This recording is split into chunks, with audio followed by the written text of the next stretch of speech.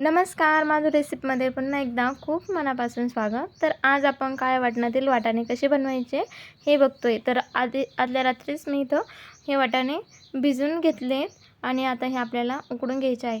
आता इथं 2 प्लेट वाटाणे होते, त्यापैकी 1 प्लेटच मी इथं वाटाणे घेतले आणि 2 ग्लास पाणी घातले कुकरमध्ये आणि आपल्याला याची 1 शिट्टी काढून घ्यायची आहे. आतापर्यंत आपण मसाला भाजून घेऊया. तर मसाला भाजायच्या आधीच मी इथं चुलीमध्ये 3 कांदे भाजायला टाकलेले आहेत. आणि आता आपल्याला शेंगदाणे, धने, लसूण हे आपल्याला थोडंसं तेल टाकून आपल्याला भाजून घ्यायचं आहे.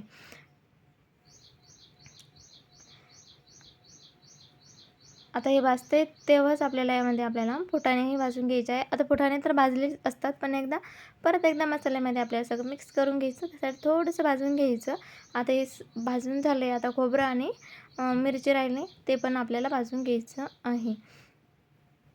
आता इथं सगळा मसाला मी इथं भाजून घेतलेला आहे, हे बघू शकता.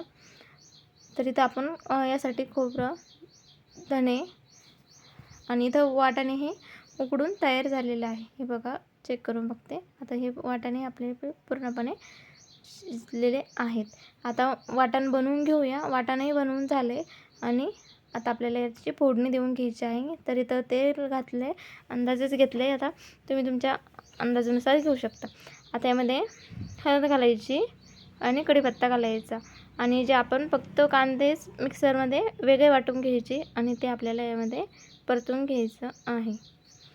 आपण जेव्हा मसाल्याचं वाटण बनवतो त्यावेळेस आपल्याला कांदा वेगळा वाटून घ्यायचा. आता यामध्ये 2 चमचे मी कांदा लसूण मसाला घालते आणि 2 चमचे घरगुती काळा मसाला इथं मी घातलेला आहे आणि 1 चमचा गरम मसाला. आता यामध्ये आपल्याला कोथिंबीर घालायची आणि हे चांगलं मिक्स करून घ्यायचं. आता हे चांगलं मिक्स झालं, यामध्ये आपल्याला उकडलेले वाटाणे घालायचे आहे.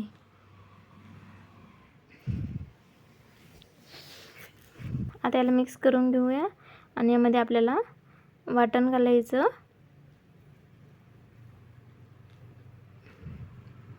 आणि याला मिक्स करून घ्यायचं आणि आवश्यकतेप्रमाणे यामध्ये आपल्याला पाणी घालायचं.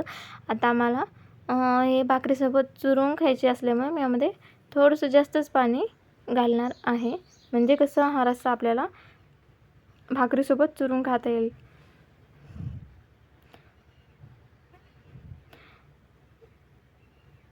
आणि यामध्ये आता हे पाणी घालायचं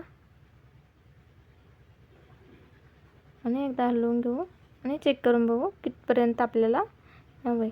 आता यामध्ये मीठ घालायचं चवीप्रमाणे आणि याला मिक्स करून घ्यायचं आणि याला एक चांगलीशी उकळी येऊ द्यायची. आता बघा, आपल्या भाजीला अशी चांगलीशी एक दणकन उकळी आलेली आहे. आता त्याला मिक्स करून घेऊया आणि आपली अशी मस्त अशी काळ्या वाटणातील वाटाण्याची भाजी तयार झाली आहे. कशी वाटली कमेंट करून नक्की सांगा आणि आवडली तर लाईक करा.